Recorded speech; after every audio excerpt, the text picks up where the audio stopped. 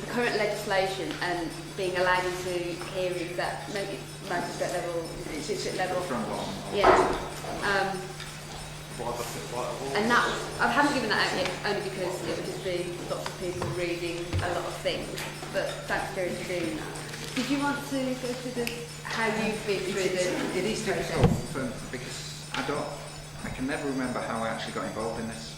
It just happened for some unknown reason, and I've decided to carry on. I've been doing it for now for a good few years. I always find that you might have clients who know friends, who know other friends, and you'll find that it spreads so bloody quick that you get overloaded with cases. And people say, oh, can you help her, can you help this, can you help the other? And it's up to yourself to kind of determine which is the best course of action and how confident you are yourself, whether you can actually take the case on, or do you pass it to Emily and Emily can allocate it to somebody who's more qualified. I mean, right at the very beginning when I first started, I didn't have a clue. But I thought, sorry, I'll just go into court and find out for myself.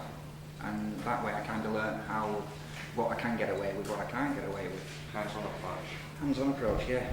I mean, it does take a bit of nerves to actually do that, but it's up to yourselves how determined you are to actually go in front of a judge and in front of solicitors. And you might find that there will be objections to you being there, as long as you know you've got the right to be there, and you just push it and you'll...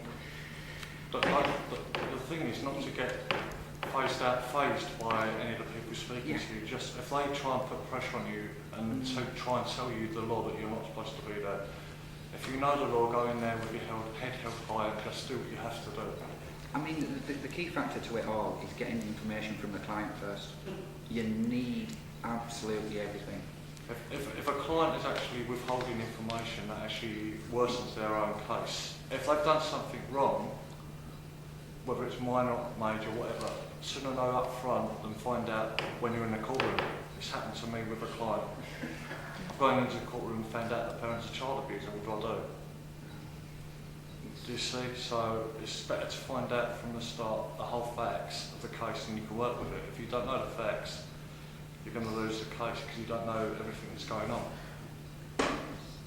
And that's why we sort of always say orders and judgments, really. And then the problem actually that a lot of people say is I haven't been given my orders and I haven't been given my judgments. There are forms that we've got with regards to, well, you are entitled, to your judgments and your orders. There's no doubt about that. With regards to transcripts of hearings, there's an additional form you can fill in. That's an additional cost, but there's a form where you can request that that's at public expense, which often isn't always agreed with for the whole hearing, but they allow for the whole transcript of the judgment, or perhaps of some evidence given, which is always quite useful. And I can distribute those forms out. I think they've updated one of them, so let me find that and I can just distribute those out. I know that John sort of skipped quite quickly to the European court things, and much of what he said, I completely appreciate the fact that it may well, go straight over your head because sometimes you can. But everything that, with regards to Europe, that he sort of explained about fulfilling articles and all that, is actually all in the following pages. I've put it in, well, when I was learning it, I found it really easy to put it in layman's terms for myself because without that to refer back to, because sometimes you're running before you can really walk, and then you sort of find yourself a bit out of your depth, or I have done, and thinking, hang on a minute, have I, what am I doing on my foundations, really secure there. So without wanting to treat anybody, like it's said really simply, to go to Europe, there's the two articles that you have to fulfil. One is having gone to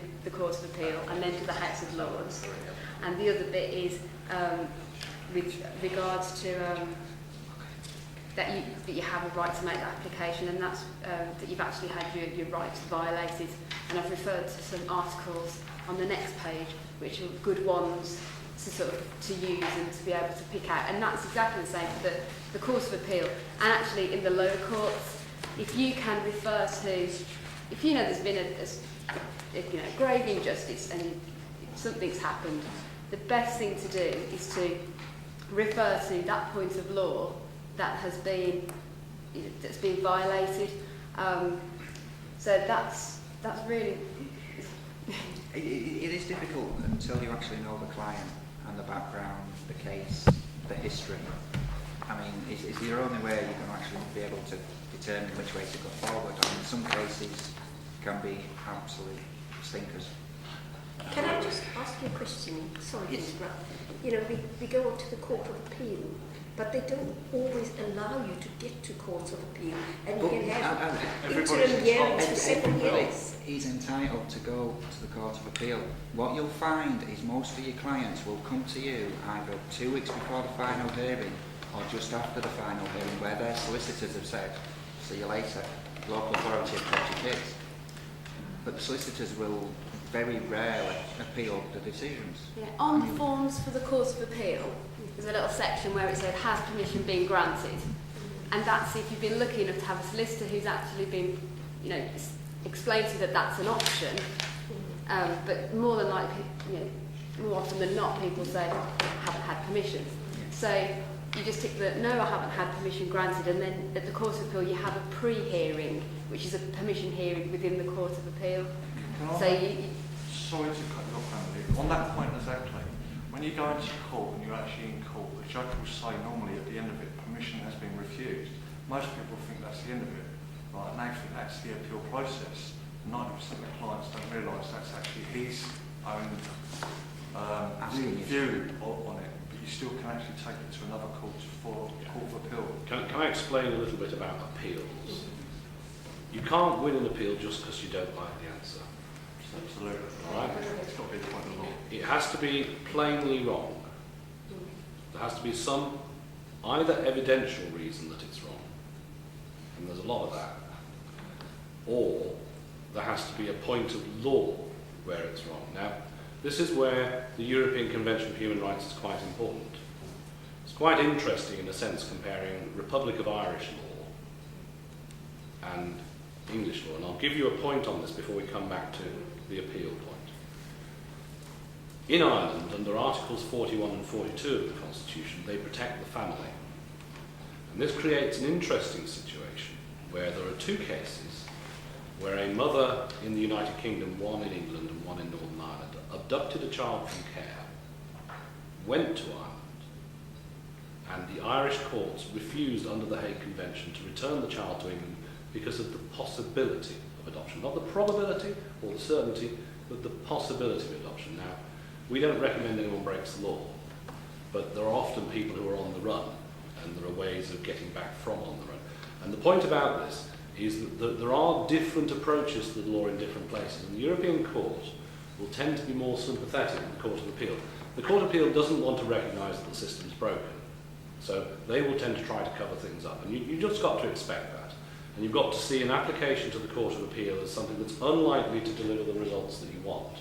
So if you don't get it right in the Court of First Instance, be it the FPC or in the county court mainly, or the High Court, you've got to aim to try to get things into the European Court to be able to get a deliverable response. Now, a number of people here, in fact, Yusuf's produced a European Court case recently, haven't you? So, sorry, you're eating. Shouldn't. No, Yusuf's produced papers for somebody for the European Court recently. Must make sure you get a section 54.4. Yeah, well, the thing about a section 54.4 in the Court of Appeal is that if you're in basically the Family Proceedings Court applies appeals to either High Court or the County Court.